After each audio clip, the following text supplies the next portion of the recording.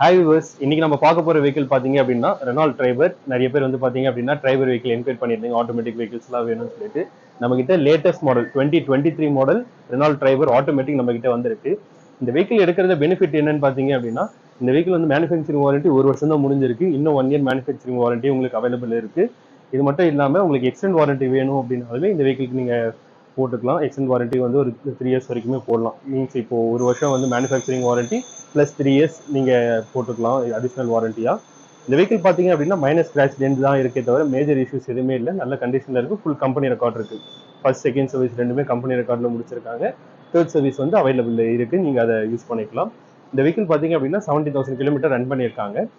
Vehicle பாத்தீங்க அப்படின்னா top end model அப்படின்றதுனால உங்களுக்கு 4 ஏர்பேக்ஸ் வந்துடும்.